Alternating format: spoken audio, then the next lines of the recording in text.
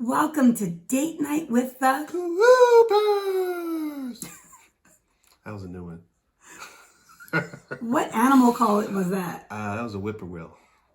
I knew it was he always doing like impersonations and animal calls. Anyway, this is the channel where we do film and sometimes TV reviews. And if we like a film, what do? We say put it in your queue. Put it upstream. And if we don't like it, what do? Don't waste your time. Nobody got time for that. Keep scrolling. Keep scrolling. Nobody got time for that. Today we're going to be reviewing Last Seen Alive, starring our boy Gerard Butler. This is Sparta. That's what I said about those impersonations all day, everybody. It's all day. But first, before I get into that, little housekeeping. Please subscribe to our channel. It's growing. Thank you so much. Please subscribe, like, and comment. That's right. Yeah. The good thing about us is we do work in the industry. So I think we know what we're talking about, don't we? Sometimes. Yeah, sometimes. I think you can trust us. You better trust us. You watching us now? Anyway, the background of this film is very important. We like to talk about who the directors, writers, and all that. So this is directed by who? Brian Goodman. Known for what? He's known for the Fast and the Furious movie Tokyo Drift. Right. Did you see Tokyo Drift? I did. I saw it in the theater. How did you like it? It was okay. The cars were really You were cool. missing all the main characters. Yeah, I thought I would at least see Vin Diesel, but there was no Han. Han was the only guy who connected the two movies. That was good. It was a good movie. It was okay. I mean, it was all right. All right, move. I didn't love it. And this is written by who? This is written by Friedman. I don't know if it's Friedman or Friedman, but he's known for Commander-in-Chief. Right, he's known for Commander-in-Chief. So he writes this genre. That this is his deal. Starring Gerard Butler, who will forever be Leonidas to me. I'm sorry. He does a lot of these movies, VOD movies, and he does a lot. This one was in a theater a few months back. Yeah, it's streaming now. Is he the new Liam Neeson? I think he might be the new Liam Neeson. I think Liam Neeson was doing all of these type of movies. I'm here for it, and we like watching these type of action movies that are sometimes even low budget, but have an interesting story. Yeah, we like it, especially for date night because you want to be excited and jump and cuddle up, right? Yeah. But yeah, I have a not a Liam Neeson, Lord, I'm sorry. I have a Gerard Butler 300 story. I'll share that in a little bit. Okay. I got to talk about that. Russell Hornsby is that now? Russell Hornsby now. We loved him in Grimm. I'm sorry. When we were first married, we would watch Grimm every Friday. Remember that? Yeah, that's true. He played a cop in Grimm. He plays a cop in this movie. Yep. I also know him from BMF. That's my thing. I love watching BMF on Stars. He plays the dad on BMF. Yeah. Russell Hornsby. I met him first, right? Remember that? It was like 3 years ago? Yeah. This man probably thought I was stalking him. I saw him in Victoria Gardens Mall. And I said, oh my gosh. He's Hank from Grimm. And at that time, he was doing some other projects by that point. But I remember walking up to him and said, we love you. We love everything you're doing. We support you. We are so proud. We're so proud of you. And I typically don't go up to actors, especially in California or in LA. I never say anything. But when I saw him, I felt compelled to just congratulate him. He was like, thank you so much. Thank you. But a couple of days later. Literally like 2 days later. You see him at IKEA. What's Hank doing at IKEA? I don't know what's going on. I said, he's looking for that with a half man, half animals running around there. What were they called? The Wesen. The Wesen, right? That's some German folklore for you. But anyway, once I saw him at IKEA, I said, I'm seeing you everywhere. He looked like he was trying to grab his wallet or something. He was with his family. He was looking like this, right? But the wife or significant other, I don't know who she was. But she was really lovely. She was looking at a bed. We were looking at the same bed. I said, my son Jack has this bed. She said, do you like it? We were chit-chatting. Then you and Russell were chit-chatting just a little bit. Well, you were standing next to each other. Just very little. Being dads. I didn't say nothing to him about his film work at that point. But yeah, I'm so proud of him. And he was so good in this film. Just like our boy Gerard, who I have not met yet. And then it also stars, she played Sif in Thor movies. Jamie Alexander. Jamie Alexander, who's really, really good. And she, very believable. Let me talk a little bit about the backstory. So this is your standard kidnapping movie. Yeah. You have what's his name? What's the name of the character he plays? The name of the movie? I don't remember his name in the movie. We kept calling him. I kept calling him Gerard Butler. I was like Leonidas. Come on, Leonidas. What's going on? Because he was not Leonidas in this movie, and I think that's one of the dope things about it. So, yeah, he Gerard would play whatever his name was. He's driving his soon-to-be ex-wife to her parents' house, and you can tell there's some stress that they have a conflict in their marriage. She was a cheater. She's taking a break from him. She was a cheater. And he's just trying to take her to the parents' house and hoping they get back together. They make a stop at the gas station. She wants to go inside and get a bottle of water.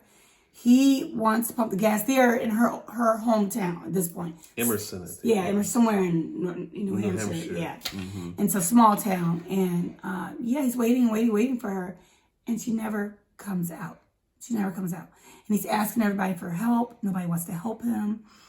And he's going crazy. And Gerard Butler plays a good crazy. Yeah. He's looking crazy. He is looking crazy. Where is he? Mm-hmm. Runs to her parents. He calls the police.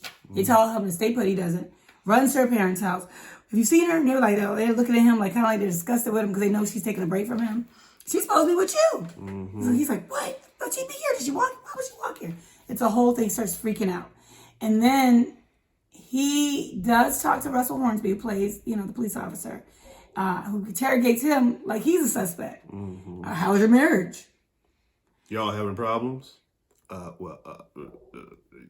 Yeah, we're going through a rough patch. I wanted to say, look at Hank. Which was his name in Grimm when he played the cop. Look at Hank. Like, no, it's not Hank. It's not Hank in there. But yeah, and that's where you have a choice in these movies. Mm-hmm. Do you wait for law enforcement or do you take matters into your own hands? Right. And that's what Gerard did. That's right. And that's the movie. And that is the movie. We're not going to tell you all the good ins and outs, but that's essentially the movie. Mm-hmm. Yeah. So did you think this was a good film? Did you think it was it well made? Was it well made? So the film, it's a well-made film. It's not unique. I mean, we've seen this movie before. It's not totally cliche, but there are a lot of elements that you've seen in pretty much every other kidnapping movie. It reminded me of that movie with Kurt Russell. I think it's called Intersection. Did you ever see that movie? I did not see Intersection. Was it similar? Yeah, Kurt Russell goes to a gas station. His wife goes to use the bathroom, and then she disappears. At the gas station? Yeah. The same premise. I will say I've never seen a kidnapping movie in a gas station, but I guess that exists. I've seen it as a similar format to most kidnapping, movies. Yeah. Like this is something you would see Liam Neeson back in the day. Yeah. And I heard somebody say that they think Gerard Butler's a new Liam Neeson. Oh, really? Yeah, because he does all those VOD movies like this one, but this one was actually in the theaters. Yeah. And then because it's one of those low budget movies, but he's always in these movies with good actors. Yeah. And normally with these type of movies, you do not see good actors. Mm-hmm. But I believe everybody in this movie. When he's really good. Yeah. It was really, I believed it. I bought it. He was a regular guy. It wasn't like the guy who could do all the magical kicks and stuff. I mean, he fought gritty, like what's his name? What's his name from which movie? Oh my gosh, there's so many great movies we've been watching recently. I know. It'll come to you. Move on. It'll come to him. But yeah, I kept asking Ralph. I said, okay, so when are we going to hear about his CIA background? Or when are we going to hear? So he doesn't look like he has a lot of skills. That's the thing about this movie. These people are first timers using guns and things like that, and you can tell. And they act that way. Like he's shooting and ducking like this. And then, oh shoot, I killed someone. Like he's doing that type of thing. But that's authentic. That's like somebody else in that same situation, like a real person would react. And I appreciate it. It was brutal, it's gritty. It's gritty in that realism. Yeah. The realism, a grounded movie, if you will. The realism of it. Yeah, I agree. Is it did you like the actors? Like all the actors are great. Crackheads was good. Or they were the meth heads in this movie. Yeah. They were good. Everyone was great. Everyone was believable. The performances were spot on. It was well directed. There wasn't anyone who you didn't believe were those actual characters. Yeah, it was beautiful cinematography. And they keep saying it was in New Hampshire, but I think it might have been in Georgia. In real life? Yeah, everything's shot in Georgia. I wouldn't be surprised. Yeah. But anyway, beautiful cinematography for this type of, film. I mean, you know, somebody know how to budget. Let me go grocery shopping with whoever put this film together. I'm like, oh wow, put together. Do you think it's good for date night? Yeah, we had fun. We did have fun. We did have fun. Yeah. Yeah, I kept watching you doing like this. During the movie. Usually, sometimes, you know, it's good if I run away. I didn't run away because I usually you sat down. You didn't get up and walk away. You actually stayed there. Maybe because I know he's a novice and he was fighting, like you know. But I like that it was kind of like that, the real, like I said, the grittiness. You know, I got to tell my story about Gerard Butler now. When I saw 300, which was my introduction to him as an actor, when I saw that, shout out to Zack Snyder, I went to the gym when I left that movie. Now, I did not feel like doing any sit-ups after I saw this movie. No. But I was like, okay, I enjoyed myself. I enjoyed myself. This, you know, action, like I said, abduction movie. What do you think? How are we going to rate this? Are we going to give it a thumbs up or a thumbs down?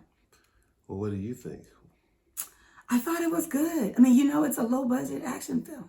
But it had good actors and good direction. A good cinematography. The only thing that might not have been good is that, you know, you've kind of seen it before. You've seen this. It's a little cookie cutter. Yeah. Like you could put Liam Neeson in that movie. Or Denzel Washington. Or you could put Michael Jai White in that movie. Michael Jai White. I mean, there's a lot of people you can put in the movie. It'd be a good movie. But this type of action film. Yeah.